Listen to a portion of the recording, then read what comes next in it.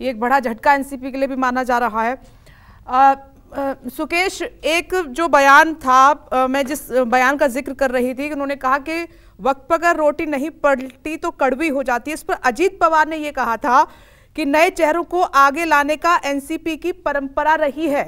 तो नए चेहरे कौन? शरद पवार अगर अपना फैसला वापस नहीं लेते हैं तो फिर कमान किसके हाथ में, सुप्रिया सुले या अजीत पवार, या कमेटी जो फैसला करे? देखिए विपनेश, ये लाख टके का सवाल है।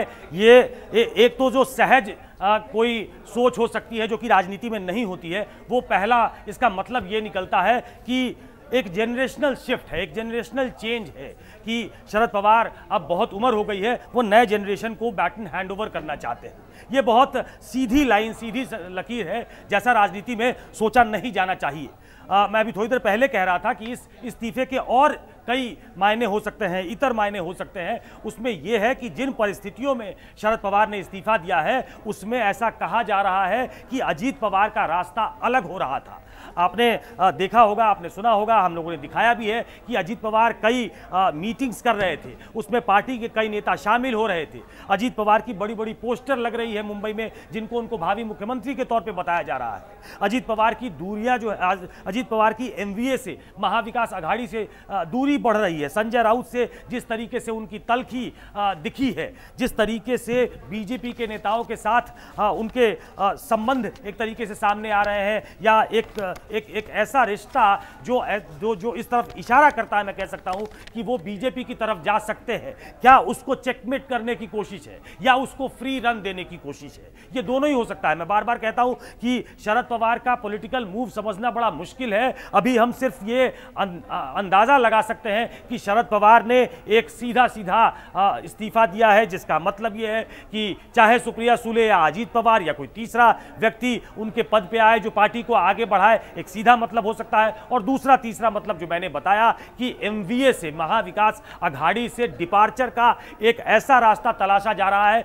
जिसमें शरद पवार को ब्लेम न किया जाए, या फिर महाविकास अघाड़ी को मजबूत करने की कोशिश है शरद पवार की। उन कोशिशों को, उन एफर्ट्स को कुंद करने की कोशिश है, उसको थ्वॉट करने की कोशिश है जो अजीत पवार के मार्फत से चल रही है। तो ये तमाम मायने हैं जिसको देखना पड़ेगा। अभी जो आप देख रहे हैं वो ये है कि शरद पवार से तमाम उनके जो नेता है वो रिक्वेस्ट कर रहे हैं कि आप ही हमारे नेता हैं, आप सर्वमान्य नेता हैं। ये अजीत पवार के सामने जब ऐसा कुछ होता है तो वो उनको बार बार एहसास भी कराता होगा कि शरद पवार अभी भी सर्वमान्य नेता है, जो वो खुद भी कहते हैं कि शरद पवार जिस रास्ते पे चलेंगे उसी रास्ते पे पार्टी चलेगी। वो महाविकास अघाड़ी के साथ है। अभी महाविकास अघाड़ी की कल ही रैली हुई है, बहुत बड़ी रैली हुई थी, जिसमें अजीत पवार ने बीजेपी सरकार, महाविकास अघाड़ी को हटाकर जो सरकार बनी एनडीए की सरकार, उस पर बहुत हमला बोला था। लेकिन वो बहुत कन्विंसिंग नहीं लगता है। बहुत सारे लोगों को ऐसा लगता है कि उनकी पींगे बीजेपी के साथ बड़ी हैं। वो तब से ये शक सुबह पैदा होने लगा जब उन्होंने देवेंद्र फडणवीस के साथ चुपके शपथ ले ली थी, और बहुत कम लोगों को पता चल पाया था। बाद में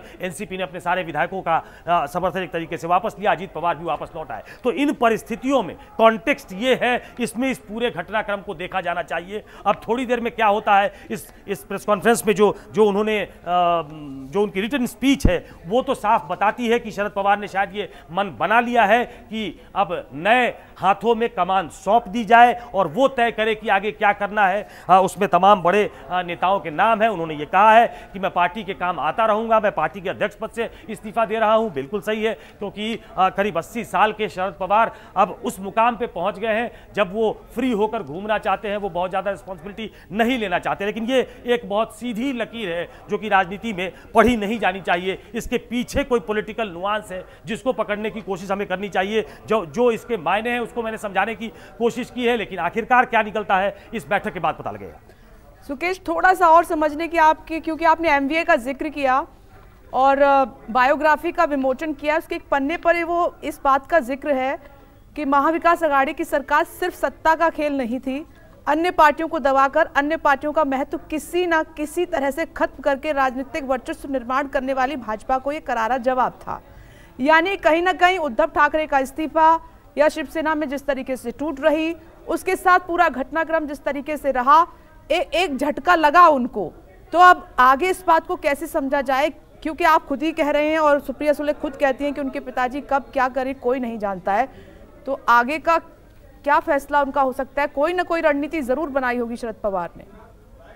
देखिए, महाविकास अघाड़ी के आर्किटेक्ट के तौर पे रहे हैं शरद पवार। ये पूरा जो एक गठबंधन बना वो अनथिंकेबल था, वो कंसीव करना बड़ा मुश्किल था। उसकी सोच भी बड़ी मुश्किल थी कि शिवसेना, एनसीपी, इनके साथ, तो इनके एनसीपी के साथ एक ऐसी बात है कि लोग कहते हैं वो बीजेपी के साथ जा सकते हैं, गए नहीं है, लेकिन लोग ये सोच सकते हैं कि एनसीपी बीजेपी मिलकर सरकार बना सकती है। एनसीपी शिवसेना के रिश्ते अच्छे रहे हैं, वो दोनों मिलकर भी सरकार बना सकते हैं, लेकिन एनसीपी, शिवसेना और कांग्रेस, ये तीनों मिलकर एक महाविकास अघाड़ी बने, इसकी कल्पना शरद पवार ने की। और मुझे लगता है जब ये सरकार गिरी तो ये शरद पवार की पर्सनल डिफीट भी थी। हालांकि वो टूट जो हुई वो शिवसेना में हुई, लेकिन एक मराठा स्ट्रांग मैन की तरह के लिए ये सोचा जा सकता है कि शरद पवार अगर चाहते तो क्या इस सरकार बचा सकते थे, क्या इस शिवसेना में टूट को भी रोक सकते थे। शरद पवार ये नहीं कर सके और उनके मतलब हाथों के नीचे से, पैर के नीचे से जमीन खींच ली गई एक तरीके से, और बीजेपी वहां शिवसेना को तोड़कर सरकार बनाने में कामयाब रही। मुझे लगता है कि महाविकास अघाड़ी के आर्किटेक्ट के तौर पे शरद पवार एक और पारी खेलना चाहते हैं। वो 2024 तक इस महाविकास अघाड़ी को जिंदा रखना चाहते हैं। वो एक ऐसी टफ फाइट देना चाहते हैं या एक मिनट और रोकना चाह रहे हो। नमस्कार, मैं हूं मानक गुप्ता। अगर आपको हमारा ये वीडियो पसंद आया हो तो इसे लाइक और शेयर जरूर करें, और हां, हमें सब्सक्राइब और फॉलो करना ना भूलें ताकि आप देश और दुनिया की कोई खबर मिस ना करें।